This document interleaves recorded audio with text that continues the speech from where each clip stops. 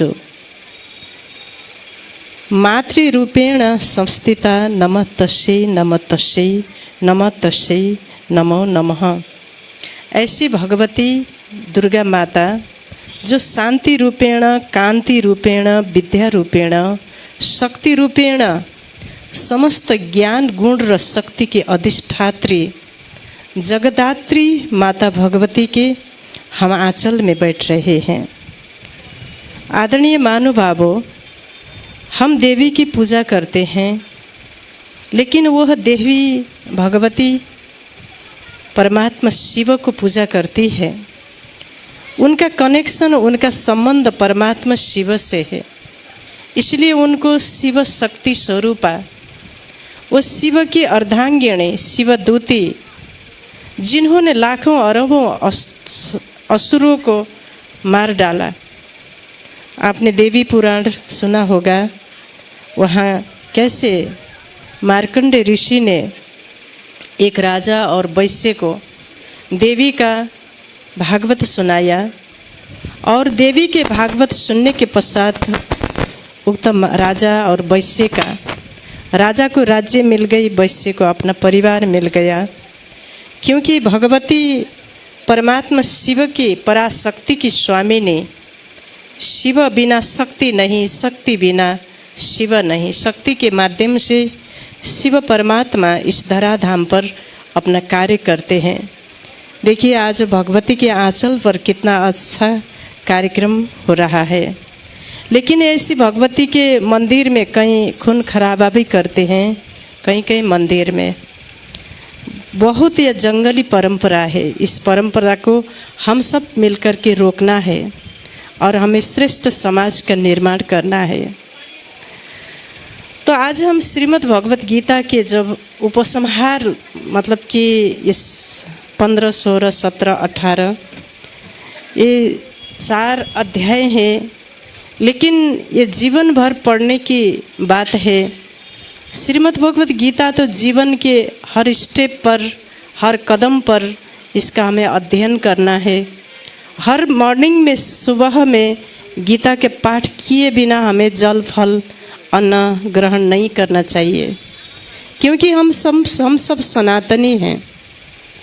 पहले हमें सनातनी का कर्तव्य यह होता है कि पहले हमें बुद्धि की भोजन को प्राथमिकता देना चाहिए। शरीर का भोजन, शरीर के, इस शरीर में यह मुख होता है, आत्मा का मुख मन होता है। शरीर में भी मुख है, आत्मा में भी मुख है। आत्मा का मुख है मन, और आत्मा की पेट है बुद्धि। बुद्धि आत्मा की पेट है। जैसे इस शरीर में यहाँ मुख है, यहाँ पेट है। हम मुँह से दाल रोटी सब्जी खाते हैं तो पेट में जाते हैं, पाचन प्रक्रिया के माध्यम से खून बनता है, संपूर्ण शरीर में एनर्जी के रूप में कन्वर्ट होता है।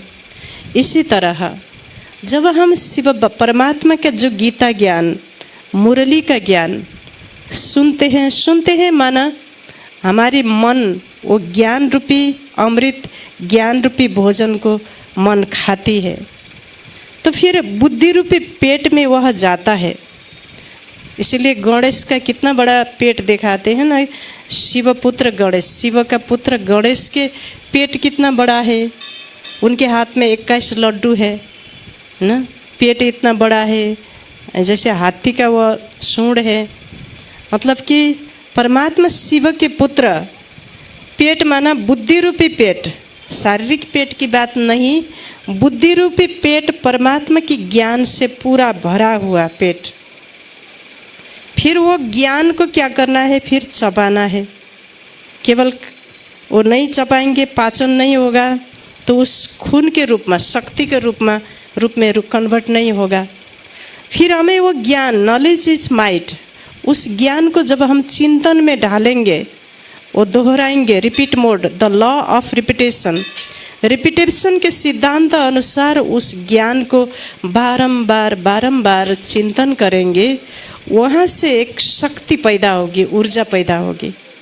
जैसे हम ये दोनों हाथों को ऐसे घर्षण करते हैं, यहाँ से भी एनर्जी पैदा होती है। इसी तरह परमात्मा के दिया हुआ ज्ञान मनोरूपी मुख से हम खाते हैं, श्रवण करते हैं और बुद्धि रूपी पेट में उसका संचित करते हैं और रिपीट करके चिंतन करके सारा दिन कर्म करते हुए उस ज्ञान को चिंतन करते हुए उससे शक्ति निकालते हैं। जो शक्ति हमारे जीवन की जो भी ऑब्स्टेकल्स आते हैं, विघ्न बाधा आते हैं जीवन में, अप्स एंड डाउन होते हैं, उसमें वो शक्ति का हमें फिर यूज करते हैं। ज्ञान में इतना शक्ति है, इसलिए हमने ऐसे ज्ञान को श्रवण किया, इसलिए कहा श्रवण मंगलम। सुनने में इतना फायदा है, सुनने से ही पुण्य बनते हैं। श्रवण सुने बिना कोई भी सतयुग में जा नहीं सकेंगे, क्योंकि आप सुने बिना भगवान के प्रति प्रेम भाव पैदा ही नहीं होता है। जितना आप बारंबार सुनेंगे, प्रतिदिन सुनेंगे, प्रतिक्षण सुनेंगे, तब यह मन संसार से हटकर भगवान में लग जाएगा। जैसे कान वो जो परमात्मा के शब्द में, महावाक्य में भगवान का वास है, वही शब्द ब्रह्म है। ब्रह्म माना परमात्मा, वही शब्द में भगवान का वास है। इसलिए भागवत में दिखाते हैं कि हे भगवान, 5 पांडव ने पूछा, हे भगवान आप यह ज्ञान हमको देकर, भागवत सुनाकर, 5 पांडव को राज्य देकर, कौरव को मारकर फिर आप जाएंगे, तो फिर आप परमधाम जाएंगे, फिर कब आएंगे सृष्टि पर? तो भगवान ने कहा, उन लोगों के आगे ही भगवान तो एक साकार रूप से फिर अपना रूप समेट करके भगवान निराकार रूप बन गए, एक ज्योति बिंदु रूप बन गए। वो ज्योति बिंदु रूप क्या किया कि वो ज्योति बिंदु रूप जाकर ऐसे भागवत में समा गए। हे जीवात्मा, जहाँ मेरा चिंतन होगा, जहाँ भागवत आप सुनेंगे, उस भागवत के शब्द में आप उस शब्द का चिंतन करेंगे। भागवत माना शिव बाबा की जो मुरली है, सुबह हमारी ब्रह्म कुमारी दीदियाँ सुनाती है। जैसे कि क्या होता है, ज्ञान तो आप किसी के पास भी जाकर सुन सकते हैं। आजकल ज्ञान देने वाले लोगों की संसार में कमी नहीं है, हर कोई ज्ञान देते हैं। संसार में लाखों करोड़ों मोटिवेशनल स्पीकर्स हैं, वो ज्ञान देते हैं। लेकिन मुनिवर वेद व्यास जी ने इतना शास्त्र लिखा, वो एकदम चिंतित थे। नारद ऋषि ने पूछा, आप बड़े चिंतित दिखाई देते हो, क्यों? इतने पवित्र ऋषि होकर भी। तो मुनिवर वेद व्यास जी ने कहा कि मैंने इतने पवित्र ग्रंथ का निर्माण किया, ऐसे दिव्य ज्ञान का निर्माण किया, लेकिन मेरी नज़र में इस संसार में यह ज्ञान, संसार में प्रचार प्रसार करने, ज्ञान की जो प्रवचन करने वाला कोई भी व्यक्ति मेरे नज़र में नहीं आ रहा है। कौन सुनाए यह ज्ञान? क्योंकि इस व्याट पीठ जो होता है, इस पीठ में आजकल तो हम कहीं देखते हैं 6, 7, 8 बच्चे पैदा करते हैं, वो लोग ब्रह्मचर्य की प्रवचन करते हैं, व्यास पीठ में बैठते हैं, सब चीज़ करते हैं। लेकिन यहाँ ब्रह्मचर्य की जो बात है, ब्रह्मचर्य बिना ब्रह्म ज्ञान नहीं, ब्रह्म तत्व में रहने वाले परमात्मा की प्राप्ति नहीं हो सकती है। गीता में ऐसा लिखा है। इसलिए वेदव्यास जी को ऐसी चिंता हुई, तो यह ज्ञान कौन सुनाएगा? तो उनके ही पुत्र जो सुखदेव थे, वो बहुत तपस्वी, जो गर्भ योगी थे, गर्भ में ही वह भगवान को बहुत याद करते थे। तो वह अशरीरी थे, अव्यक्त स्वरूपा थे, और वह कर्मातीत गुणातीत थे। वह निरंतर परमात्मा के सानिध्य में रहते थे। वो संसार में थे, लेकिन संसारातीत थे, उनका मन संसार में नहीं था। इसलिए नारद ऋषि ने कहा कि हे महाराज मुनिवर वेदव्यास जी, ऐसे ज्ञान इस संसार में प्रवचन करने के योग्य पात्र तो आपके ही पुत्र सुखदेव है। इसलिए वो भागवत वाचन करने का अधिकार वेदव्यास जी ने सुखदेव को ही दिया था।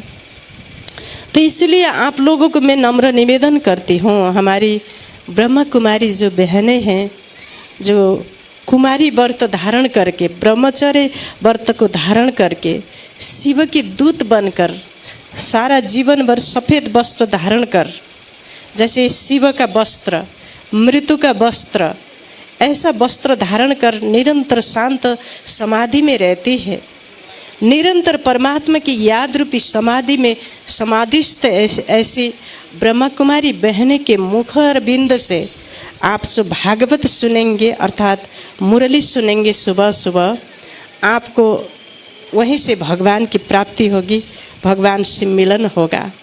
इसलिए आप लोगों को ऐसी बहनों के पास जो ब्रह्मा कुमारी ईश्वरीय विश्वविद्यालय के प्रभारी है, उनसे आपका संबंध होना चाहिए। वहाँ जाकर श्रद्धा से, बहुत विनम्र भाव से, तत्पर होकर आपको दिव्य ज्ञान की मांग करनी चाहिए। बहन जी, मुझे 7 दिन का कोर्स कराइएगा, मैं ज्ञान के त्रिखालु, ज्ञान के भूखा हूँ, मेरे मन में भगवान के दिव्य ज्ञान के प्रति तड़पन है, ऐसे कहकर आप श्रद्धापूर्वक ऐसे तत्वदर्शी महात्मा के पास यह कोर्स लेना है और मुरली में ज्वाइन होना है। ये मेरा विनम्र निवेदन है। नहीं तो हमने 5 दिन तक ये भागवत सुने हैं, अभी हमें बहुत अच्छा भी लग रहा है, मेरे को भी आप सबको देख बहुत अच्छा लग रहा है। आप में कितना भागवत के प्रति श्रद्धा है, प्रेम है, आप ऐसे भाग भाग कर आए हैं। आपके चेहरे में भगवान की किरण दिखाई दे रही है, आपके चेहरे में भगवान का प्यार दिखाई दे रहा है, आपके चेहरे पर भगवान के, आपके नेत्रों में भगवान के प्रति प्रेम के आंसू दिखाई दे रहे हैं। आप भावुक हैं सब, जैसे हमने यहाँ मंदिर में भी देखा, आप हमारी माता को भी देखा, हम सब भावुक हैं। रसिक और भावुक ये दोनों होना चाहिए, रसिक और भावुक। आप रसिक भी है, भावुक भी है, ऐसे लोगों को भगवान जरूर मिलते हैं। इसलिए ज़रूर कल से होने वाले जो 7 दिन के कोर्स है, 7 दिन के कोर्स के बाद आपको फिर उस भागवत रूपी मुरली जो सुबह सुबह होता है, तो वहाँ आपको ज्वाइन कराएंगे। अब हम श्रीमद् भगवत गीता के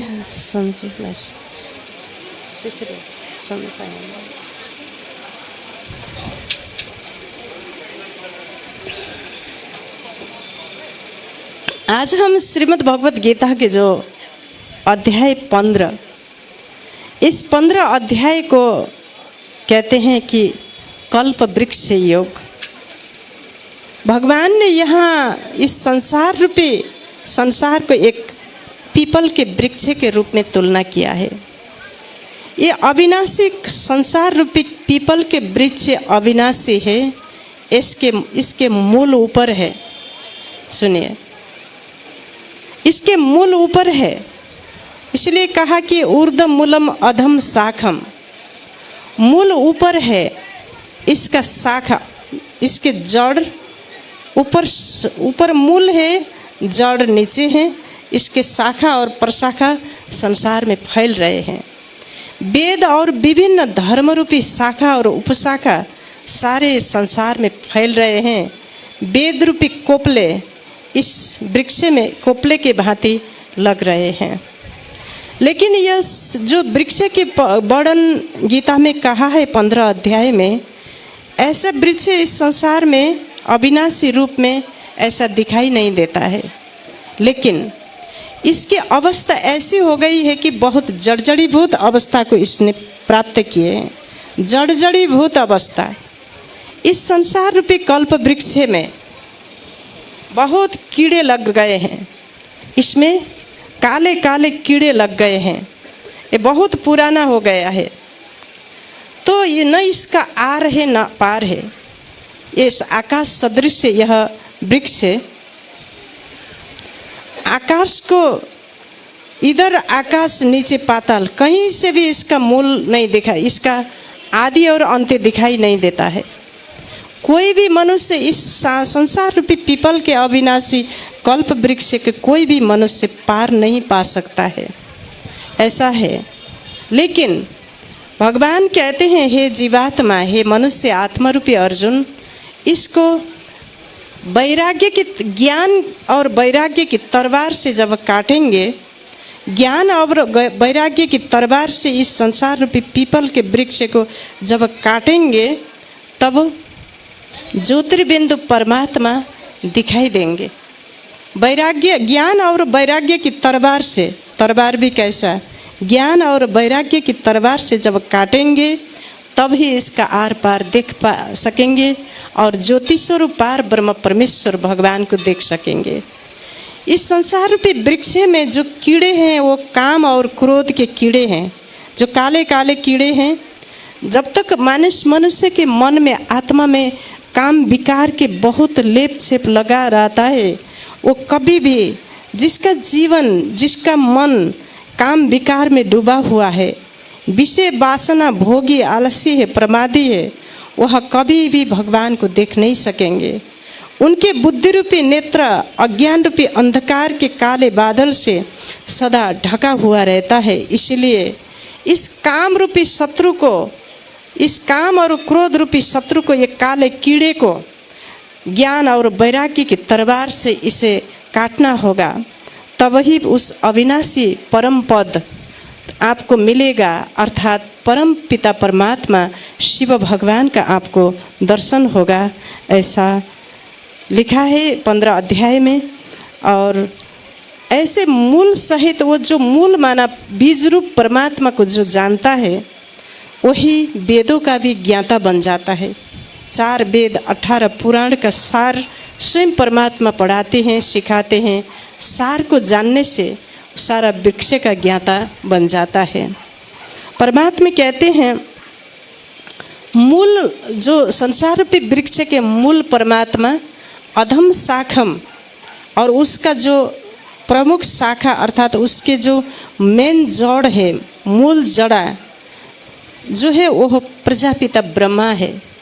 ब्रह्मा के साथ जो जो हम बच्चे तपस्वी हैं, हम प्रशाखा हैं उस जड़ के, शाखा जड़ है। उसके आगे जो वृक्ष है ना, वो बहुत बड़ा वृक्ष है। सत्य त्रेता द्वापर कली समस्त संसार रूपी इस संसार के इतिहास और भूगोल को दर्शाने वाला वह वृक्ष है। इस वृक्ष को भी हम कल्प वृक्ष को संसार के समस्त धर्म का वृक्ष, समस्त मानव जाति के वृक्ष, समस्त मानव समुदाय, संसार के संपूर्ण पत्ता इसके मनुष्य आत्मरूपी पत्ते हैं। इसके फल योगी तपस्वी आत्मा इसके फल है। फूल माना जो सकाम कर्म करने वाले व्यक्ति है, ऐसे मनुष्य आत्मा इस वृक्ष के फूल हैं। देखिए, जैसे बीज से वृक्ष निकलता है, बीज कहाँ जाता है, गुम हो जाता है, लेकिन वह बीज इंटरकनेक्शन के माध्यम से जब वृक्ष वृद्ध होता है, वो बीज उस वृक्ष के टॉप में जाता है। वृक्ष का विनाश होता है, लेकिन बीज का विनाश कभी नहीं होता। इसलिए इस संसार रूपी पीपल के वृक्ष के बीज परमात्मा है, जो निराकार सदा ऊपर रहते हैं। ऐसा 15वें अध्याय में लिखा है। लेकिन वो ऊपर कहाँ है? परम धाम में। कहा, न तत्भाषयते सूर्य न शशांको न पावक यद्गत्वा न निर्वतन्ते तत्धाम परमम मम। हे जीवात्मा, हे संपूर्ण मानव आत्मा, भगवत प्रेमी महानुभावो, परमात्मा कहते हैं, ये मेरा परम धाम, जिसको न सूर्य न चंद्र न अग्नि प्रकाशित कर सकती है। सूर्य की प्रकाश, अग्नि का प्रकाश, चंद्र की प्रकाश, ये जो प्रकाश बिजली और उपकरण का प्रकाश भी उस परम धाम को प्रकाशित करने में सक्षम नहीं है। वो स्वयं प्रकाशित है। वो धाम, जैसे हमने कहा ना, सूर्य चंद्रमा तारागण से भी ऊपर ऊपर वो हमारा धाम है, वही हमारा घर है, जिसको परम धाम। सब बोलिए, हमारा घर कहाँ है? पीछे वाले भी बोलिए, हमारा घर कहाँ है? परम धाम है। वहीं से हम आत्मा ऊपर से आए हैं, हम आत्मा ऊपर से आए हैं। फिर जब हमारा इस संसार में पाठ पूरा होगा, जब हमारा सबका पाठ पूरा होगा, हम फिर इस शरीर रूपी कलेवर को यहीं छोड़कर आत्मा ज्योति परम धामा वहीं हम जाएंगे। इसलिए कहा गीता में कहा कि अव्यक्तानि भूतानि व्यक्त मध्यानि भारत अव्यक्त निधनम नेय तत्र का परिदेवाना। हे अर्जुन, आत्मा पहले अव्यक्त रूप में थी, अव्यक्त लोक में अव्यक्त रूप में थी। फिर अव्यक्त से अव्यक्तानि भूतानि व्यक्त मध्यानि, मध्य में आकर व्यक्त अर्थात यह व्यक्त शरीर व्यक्त है ना, अभी मैं व्यक्त बोल रही हूँ। व्यक्त मध्यानि भारतवासी, हे अर्जुन, व्यक्त में आकर आत्मा मध्य अर्थात ऊपर से आकर मध्य में व्यक्त बनती है। अव्यक्त निधनम नेय, जब सृष्टि का अंतकाल होता है, फिर आत्मा अव्यक्त रूप को धारण कर शरीर रूपी कलेवर को यहीं छोड़कर अव्यक्त बनकर, जैसे आया था ऊपर से, वैसे ही ज्योति रूप बनकर परमात्मा के समान प्रकृति को धारण कर फिर ऊपर परम धाम जाती है। इसलिए इस विषय में तुम्हें चिंता नहीं करना है, शोक नहीं करना है। किसी के शरीर छोड़ने